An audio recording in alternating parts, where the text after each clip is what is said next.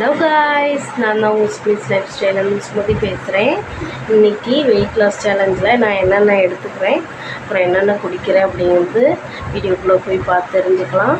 மறக்காமல் என்னோடய சேனலை சப்ஸ்கிரைப் பண்ணி பெல் பட்டன் கிளிக் பண்ணி ஆல் கொடுத்துக்கோங்க. அப்போ தான் நான் போடுற வீடியோஸ் எல்லாம் உங்களுக்கு உடனே வந்து சேரும்.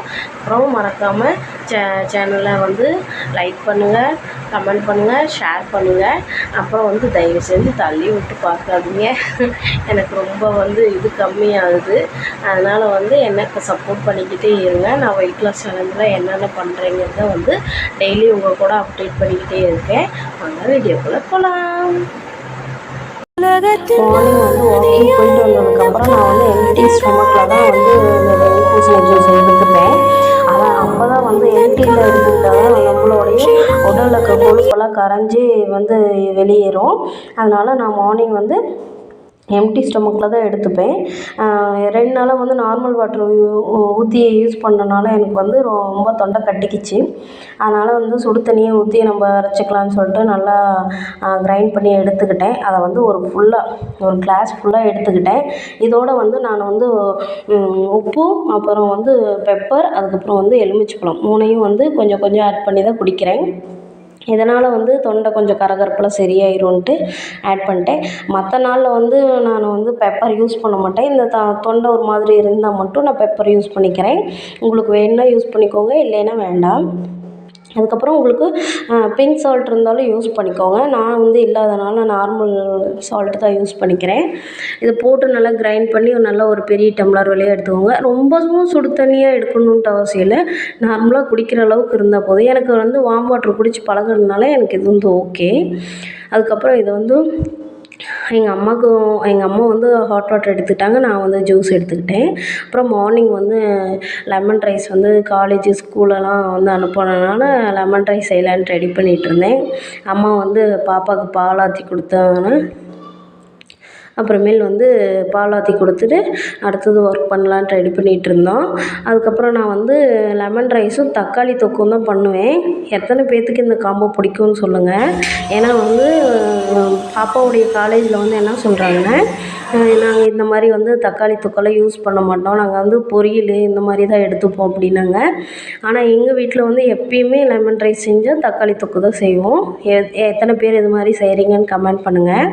அதுக்கப்புறம் வந்து ஃபஸ்ட்டு தக்காளி தாளிச்சு விடலான்னு சொல்லிட்டு நிறைய பேர் இருக்கனால நாங்கள் கொஞ்சம் நிறையா செய்வோம். எண்ணெய் ஊற்றி கடுகு போட்டு அதில் வந்து ஒரு 5-6 பல் பூண்டு வெட்டி போட்டுக்கிட்டேன். வந்து அரைச்சி போட்டால் அது மாதிரி ஒரு மாதிரி கசப்பாக இருக்குதுன்னு சொன்னனால நாங்கள் வெட்டி தான் சேர்ப்போம். அதுக்கப்புறம் கருவேப்பிலையும் காஞ்ச மிளகாவும் போட்டு நல்லா தாளிச்சிட்டு வந்து தக்காளியெல்லாம் எடுத்து போட்டு நல்லா வந்து உப்பு போட்டு ஃபஸ்ட்டு வந்து ஹை ஃப்ளேமில் வச்சு நல்லா வேக விட்டுப்போம். வேக விட்டால் தான்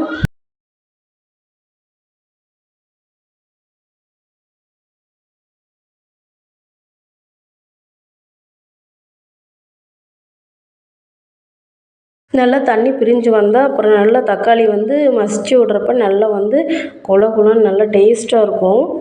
அதுதான் வந்து ஒரு மாதிரி கிரேவி பதத்துக்கு வந்தால் தான் வந்து தக்காளி வந்து சாப்பிடவும் டேஸ்ட்டாக இருக்கும், சாப்பாடோட தொட்டு சாப்பிட நல்லாயிருக்கும். நாங்கள் வந்து இப்படி தான் செய்வோம். லெமன் ரைஸ்க்கு வந்து அந்த நிலக்கடலை பருப்பு சட்னி வச்சாலும் நல்லாயிருக்கும். நாங்கள் நல்லா வேக விட்டு இது மாதிரி தான் செய்வோம். அதுக்கப்புறம் வந்து வரநிலையில் வந்து எண்ணெயை ஊற்றி கடுகு போட்டு அதுக்கப்புறம் இதோட வந்து நிலக்கடலை பருப்பு நான் வாங்கலை, அதனால் வந்து உளுந்து கடலைப்பருப்பு மட்டும் போட்டு நல்லா தாளிச்சிட்டு உப்பு போட்டுப்போம். இப்போ வந்து கடுகு மற்றதெல்லாம் போட்டு பொரியிறப்போ எண்ணெய் தெறிக்கும்ல, அதுக்கு என்ன பண்ணணுன்னா ஃபஸ்ட்டு வந்து எண்ணெய் போட்டவுடனே பருப்பெல்லாம் நல்லா பொரிஞ்சதுக்கப்புறம் மஞ்சத்தூள் ஃபஸ்ட்டு போட்டுருங்க. மஞ்சத்தூள் போட்டால் அந்த இது வந்து வெடிக்கும்ல, அதெல்லாம் வெடிக்காமல் நம்ம கையில் படாமல் சேஃப்டியாக பண்ணிக்கலாம். அதனால் வந்து நான் பருப்பு போட்டதுக்கப்புறம் தான் ஃபஸ்ட்டு மஞ்சள், பூண்டு போட்டுக்கிட்டேன். பூண்டு மஞ்சளோடு சேர்ந்து அது ஒரு கலராக இருக்கனால என் பொண்ணுக்கு அது ரொம்ப பிடிக்கும். அந்த மாதிரி தான் செஞ்சுக்கிட்டேன். மஞ்சள் போட்டுட்டு அதுக்கப்புறம் பூண்டு போட்டு அதுக்கப்புறம் தான் கருவேப்பிலை, கொத்தமல்லி தழை இதெல்லாம் போட்டேன். அதுக்கப்புறம் வந்து லெமன் தண்ணி நல்லா புளிஞ்சு வச்சுட்டு நல்லா ஊற்றி எடுத்துக்கிட்டேன். இந்த மாதிரி செஞ்சால் தான் இந்த லெமன் வந்து இந்த மாதிரி செஞ்சால் தான் எங்கள் பொண்ணுக்கு ரொம்ப பிடிக்கும். எல்லாருமே விரும்பி எங்கள் வீட்டில் வந்து நிறைய பேர் சாப்பிட்றது இதுதான். அதுக்கப்புறம் இதை விட்டால் தக்காளி ரைஸு வந்து செஞ்சால் நல்லா சாப்பிடுவாங்க. குழந்தைங்களுக்கு இந்த மாதிரி செஞ்சு கொடுத்தாவும் வந்து அவங்களுக்கு ஒரு கலர்ஃபுல்லாக இருக்குதுன்னு சொல்லிட்டு அவங்களும் நல்லா சாப்பிடுவாங்க. நான் வந்து பாருங்கள் ஒயிட் ரைஸில் போட்டு இது பண்ணேன். என்னோடய ஃபோன் குவாலிட்டி இல்லாதனால வந்து அது வந்து ஒயிட்டாக தெரியுது.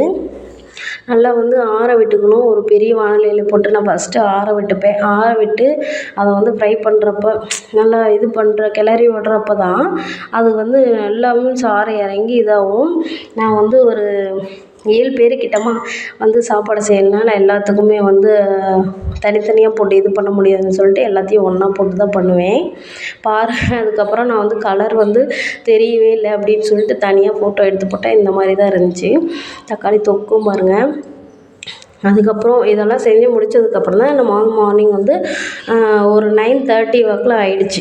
அப்போ தான் வந்து நான் என்னோடய கஞ்சி வந்து பிரேக்ஃபாஸ்ட்டாக எடுத்துக்கிட்டேன். அதுக்கப்புறம் நானும் எங்கள் சின்ன பொண்ணு, எங்கள் அண்ணன் பொண்ணு எல்லாருமே கிளம்பி வந்து கடைக்கு போயிட்டோம். நாங்கள் வந்து பூக்கடையும் வச்சுருக்கோம். அதனால் வந்து சீக்கிரம் போய் பூவெல்லாம் எடுத்து வச்சுட்டு இது பண்ணலான்ட்டு வச்சோம். அதுக்கப்புறம் வந்து மார்னிங் வந்து ஒரு 11 வாக்கில் வந்து தர்பூசணி ஜூஸ் எடுத்துக்கிட்டோம். அதுக்கப்புறம் வந்து மதியத்துக்கு வந்து லெமன் ரைஸ் தான் கொஞ்சமாக எடுத்துக்கிட்டேன். இது பார்க்க பெருசாக இருக்குது, ஆனால் கொஞ்சம் குட்டி தான். அப்புறம் ஈவினிங் வந்து பெரிய பாப்பா ஸ்கூல்லேருந்து வந்ததுக்கப்புறம் எங்கள் நாமக்கல்லில் இருக்க கலெக்டர் ஆஃபீஸில் வந்து ஃப்ரீ கேம்ப் போட்டிருக்காங்கன்னு சொல்லிட்டு அதை வந்து இன்ஸ்டாவில் நான் கொஞ்சம் ரீல்ஸ் பார்த்தேன். அதனால் பாப்பாவை வந்து ஸ்பென்சிங்கில் சேர்த்து விடலான்னு சொல்லிட்டு போனோம். போயிட்டு ஜாயின் பண்ணியாச்சு. பண்ணிவிட்டு அப்புறம் பாப்பாவுக்கு ஃபஸ்ட் நாளே வந்து ஸ்ட்ரெச்சிங் அது வந்து சொல்லி கொடுத்துட்ருந்தாங்க. அங்கே வந்து அங்கே கற்றுக்கிற பாப்பா வந்து சொல்லி கொடுத்துட்ருந்தாங்க. பாப்பாவுக்கு ஃபஸ்ட்டு எப்படி பண்ணணுன்னே தெரியல. நான் ஏன் வந்து ஸ்பென்சிங் வந்து இது பண்ணேன்னா என்னுடைய தங்கச்சி 2 பேருமே ஸ்பென்சிங்கில் இருக்காங்க. அவள் ஸ்விம்மிங்கில் தான் வந்து ஆர்வம் இருக்குதுன்னு சொன்னாள். பட் இருந்தாலும் கொஞ்சம் இந்த வயசுலேயே வந்து ஸ்பென்சிங்கில் அங்கே ஜாயின் பண்ணி விட்டுட்டேன்னா அது கொஞ்சம் பெரிய பொண்ணு ஆகுறப்ப அதனால் நிறைய வந்து ஸ்போர்ட்ஸ் சம்மந்தமாக வந்து விளையாடலாம், அதில் நிறைய வின் பண்ணி மெடல்லாம் வாங்கலாம் அப்படின்ட்டு என் தங்கச்சி சொன்னனால நான் ஸ்பென்சிங்லேயே போட்டேன். பாருங்கள் 4 குழந்தைங்க. இவங்கெல்லாம் வந்து எல்கேஜிலேருந்து வந்துட்டுருக்கேன் அப்படின்ட்டு வந்து சொன்னாங்க. நான் இப்போ தான் 4th ஸ்டாண்டர்டில் தான் வந்து சேர்த்துனேன். ஏன்னா பாப்பாவுக்கு அதோட அனுபவம் வந்து தெரியாது. இந்த வயசில் சேர்த்துனா கொஞ்சம் நல்லா கற்றுப்பாங்க அப்படின்னு சொல்லிட்டு நான் வந்து இப்போ தான் ஜாயின் பண்ணி விட்டேன். மந்த்லி வந்து 500ன்னு சொல்லியிருக்காங்க. இது கேம்ப் நடக்கிறனால ஃப்ரீ கேம்ப் தான். இது முடிஞ்சதுக்கப்புறம் வந்து ஸ்டார்ட் பண்ணுறப்ப மந்த்லி 500ன்னு சொல்லியிருக்காங்க. கோச் வந்து பாப்பா ஃபஸ்ட் டேங்கிறனால கொஞ்சமாக மட்டும் ஒர்க் அவுட் கொடுக்கலான்னு சொல்லிட்டு கொடுத்தாங்க. அப்புறம் மற்ற குழந்தைங்கலாம் பண்ணிகிட்ருந்தாங்க. அதுக்கப்புறம் வந்து இங்கே பாருங்கள், இந்த தம்பி வந்து 3rd ஸ்டாண்டர்ட், பாப்பா வந்து 4th ஸ்டாண்டர்ட். ஆனால் பார்க்க அப்படி இல்லவே இல்லை. அதுக்கப்புறம் வந்து முடிச்சுட்டு கொஞ்சம் நேரம் வந்து பாப்பா மற்றவங்களாம் என்னென்ன பண்ணுறாங்கன்னு பார்த்துட்ருந்தாங்க. அதுக்கப்புறம் வந்து வீட்டுக்கு போகிறதுக்காக வந்து இப்படி தான் வந்து கிளம்புறப்போ வந்து எனக்கு தெரியாது. கிளம்புறப்போ வந்து இந்த மாதிரி தான் வந்து எல்லாம் சொல்லிக் கொடுத்து அவங்க வந்து தேங்க்யூ சொல்கிறதே இப்படி தான் வந்து சொல்லி அதில் என்னென்னவோ பண்ணுறாங்க. நானும் நேற்று தான் வந்து பார்த்தேன். ஏன்னா தங்கச்சிங்கெலாம் போயிட்டு சேர்றப்ப நான் போகல. பாருங்கள், வார்ம் அப் மாதிரி கொடுத்து அதுக்கப்புறம் தான் வந்து அனுப்பி விட்டாங்க. அதுக்கப்புறம் நைட்டு ஒரு பாப்பாவுக்கு பர்த்டே இருந்துச்சு. அந்த பர்த்டேயில் கொஞ்சம் செலிப்ரேஷன்லாம் பண்ணிவிட்டு அப்புறம் வந்து நான் வந்து நைட்டு வந்து டின்னர் வந்து 2 சப்பாத்தி எடுத்துக்கிட்டேன். அதுக்கப்புறம் ரொம்ப தலைவலியாக இருந்துச்சுன்னு சொல்லிட்டு ஒரு பிளாக் காஃபி மட்டும் எடுத்துக்கிட்டேன். அவ்வளோதாங்க, இன்றைக்கி டே முடிஞ்சுச்சு. தேங்க்யூ.